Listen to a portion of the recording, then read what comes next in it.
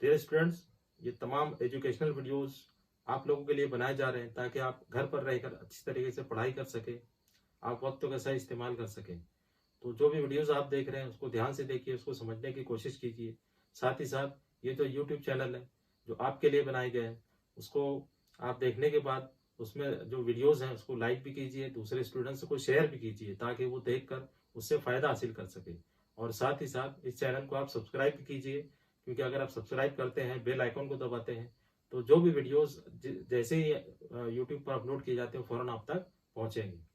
Dear students, जैसे कि हम सब जानते हैं कि कोरोना पेंडेमिक की वजह से पिछले साल जो है स्कूल रेगुलर शुरू नहीं हो सके, और ख़ास तौर पर जो 10th क्लास के स्टूडेंट्स थे उनके लिए काफ़ी परेशानी का बास बना। ऑनलाइन क्लासेस वगैरह हमारी चलती रही और अनफॉर्चुनेटली बोर्ड के एग्ज़ाम से भी जो नहीं हो सके, तो न सिर्फ स्टूडेंट्स को बल्कि टीचर्स को भी कन्फ्यूज़न था कि 10वीं के जो बच्चे हैं जो बोर्ड के एग्ज़ाम्स जो कैंसिल हुए हैं, तो उसमें रिज़ल्ट किस तरीके से डिक्लेयर किया जाएगा।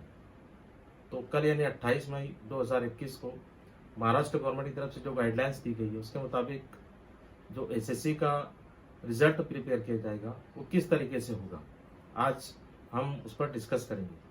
तो मैं आपको आसान तरीके से बताने की कोशिश करूंगा कि जो आपका रिज़ल्ट प्रिपेयर होने वाला है उसमें किस तरीके से कहाँ से जो है मार्क्स ली जाएगी।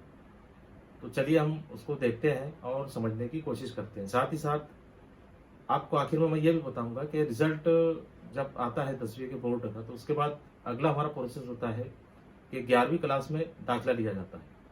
तो 11वीं में आप एडमिशन का प्रोसेस क्या रहेगा वो भी हम समझने की कोशिश करेंगे। तो आप लोग इस वीडियो को आखिर तक देखिए और आपको मैं बताऊंगा कि किस तरीके से आप 11वीं का जो एडमिशन का प्रोसेस है उसे आप कंप्लीट कर सकते हैं। तो चलिए हम देखते हैं।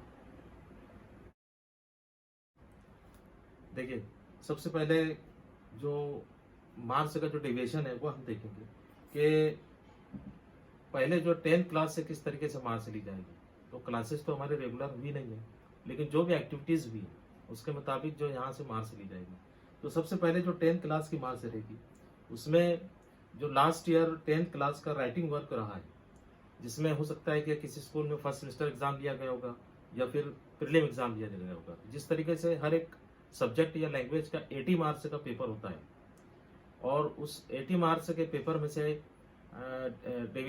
उसको जो डिवाइड कर कर जो है वो 30 मार्क्स जो है आपके ली जाएगी। यानी 80 मार्क्स को डिवाइड कर कर जो है 30 मार्क्स उसमें से ली जाएगी, चाहे वो आपका प्रीलिम एग्जाम होगा या फिर फर्स्ट सेमेस्टर एग्जाम हुआ होगा स्कूल में। जो भी रिटर्न वर्क रहेगा तो उसके मुताबिक जो है 30 मार्क्स उसमें से ली जाएगी।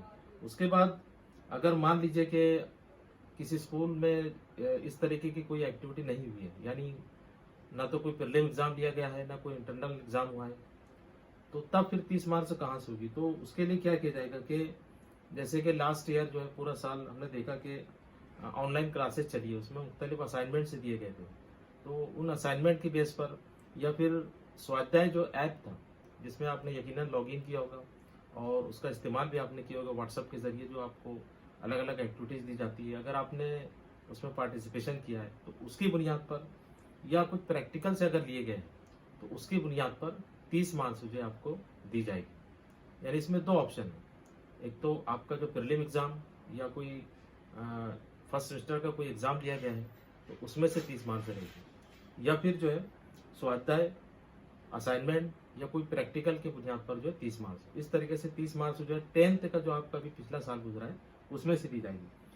और 10th क्लास के ही लास्ट ईयर में से 20 मार्क्स आपको दी जाएगी। उसमें जो बोर्ड की गाइडलाइंस रहेगी उसके मुताबिक कोई ओरल एग्जाम जो लिया जाएगा उस पर 20 मार्क्स रहेगी, या फिर किसी भी इंटरनल एक्टिविटी पर प्रैक्टिकल वगैरह जो रहेगा उस पर 20 मार्क्स रहेगी। तो इस तरीके से पहली 30 मार्क्स और बाद की जो 20 मार्क्स, यानी टोटल 50 मार्क्स जो लास्ट ईयर का जो आपका परफॉर्मेंस रहेगा 10th क्लास का, उसकी बुनियाद पर ली जाएगी।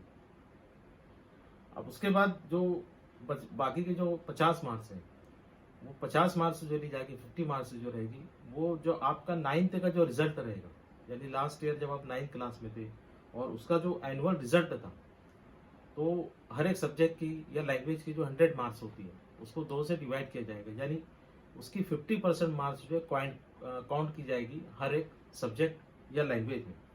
तो इस तरीके से जब 50% उसकी मार्क्स काउंट होगी तो पहले की 50 जो 10th क्लास में से 30 + 20 और 9th क्लास की 50 मार्क्स, इस तरीके से टोटल 100 मार्क्स का आपका जो है हर एक सब्जेक्ट या लैंग्वेज के लिए जो है उसका काउंटिंग की जाएगी 100 मार्क्स की, और उसकी बुनियाद पर जो आपका रिजल्ट प्रिपेयर किया जाएगा।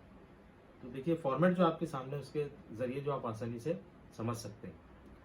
तो इस बुनियाद पर जो रिजल्ट प्रिपेयर होगा, आप जो नीचे आप 100 मार्क्स देख रहे हैं, तो 100 मार्क्स जो है ये अलग अलग सब्जेक्ट की 100 मार्क्स रहेगी, ये आप जहन में रखिए। जैसे इंग्लिश के लिए 100 रहेगी, सोशल साइंस के लिए 100, मैथ्स के लिए 100, हर एक के 100 मार्क्स जो है बिल्कुल इसी पैटर्न पर आपको जो है वहाँ से लेकर जो है दी जाएगी। 50 मार्क्स जो है लास्ट ईयर 10th का जो आपका परफॉर्मेंस है, और 50 मार्क्स जो रहेगी वो आपका 9th का जो रिजल्ट था पिछले साल का, उसका 50%। इस तरीके से आपका रिजल्ट तैयार होगा। उम्मीद है कि आपका रिजल्ट जो है अच्छे से अच्छा है। आपने अगर एक्टिविटीज़ की है तो यकीनन आपका रिजल्ट भी बेहतर रहेगा। अब देखिए नेक्स्ट स्टेप रहेगी आपके जहन में, नेक्स्ट क्वेश्चन रहेगा कि अब आपको एडमिशन लेना है 11th में, तो किस बुनियाद पर होगा, तो वो भी आपको बताते चलता हूँ। देखिए 11 में आपका जो एडमिशन होगा 11th क्लास में, आप अपनी ख्वाहिश के मुताबिक किसी कॉलेज में एडमिशन लेना चाहते हैं, तो आपको पता है कि बहुत सारे कॉलेजेस में मेरिट लिस्ट लगती है। तो किस तरीके से मेरिट लिस्ट की बुनियाद पर होगा, तो उसके लिए जो है एक सीईटी एग्जाम लिया जाएगा जो 100 मार्क्स का होगा। 100 मार्क्स का एक सीईटी एग्जाम लिया जाएगा, उसके लिए अभी गाइडलाइंस दी जाएगी बोर्ड की तरफ से। तो उसके मुताबिक आपका एक टोटल 100 मार्क्स का जो पेपर होगा, जैसे एंट्रेंस एग्जाम होते हैं, आपको इसका इल्म होगा, पता होगा आपको कि अलग अलग कोर्सेज में एडमिशन के लिए इंटरनल एग्जाम्स होते हैं। तो उसी बुनियाद पर एक 100 मार्क्स का सीईटी का पेपर लिया जाएगा। और ये जो सीईटी का जो पेपर रहेगा, ये इसमें क्वेश्चंस कौन से आएंगे, तो वो आपको बताते चलूँ कि it will be based on class 10th syllabus, यानी 10वीं का जो पूरा सिलेबस है तमाम लैंग्वेजेस और तमाम सब्जेक्ट्स का, तो उसका जो बेसिक रहेगा उस बुनियाद पर लिया जाएगा। यानी उसके लिए आपको 10th क्लास की जितने भी सब्जेक्ट्स हैं उसकी स्टडी आपको करनी है, और उसकी बुनियाद पर जो है एक 100 मार्क्स का सीईटी एग्जाम लिया जाएगा, और उसमें जो मार्क्स आप अचीव करेंगे उस मार्क्स की बुनियाद पर आपका 11th क्लास में जूनियर कॉलेज में FY जूनियर जिसे कहते हैं उसमें आपका एडमिशन होगा। तो इस तरीके से आपका रिजल्ट डिक्लेयर होगा, और उसके आगे का जो प्रोसेस है वो 11 में एडमिशन के लिए आपको सीईटी की जो है तैयारी करनी है। उम्मीद करता हूँ कि ये तमाम जो आपके डाउट्स थे, कंफ्यूजन थे, वो दूर हो चुके होंगे। इसके अलावा भी अगर आपके जहन में कोई सवाल है तो आप कमेंट बॉक्स में जाकर मुझसे सवाल पूछ सकते हैं। Good bye.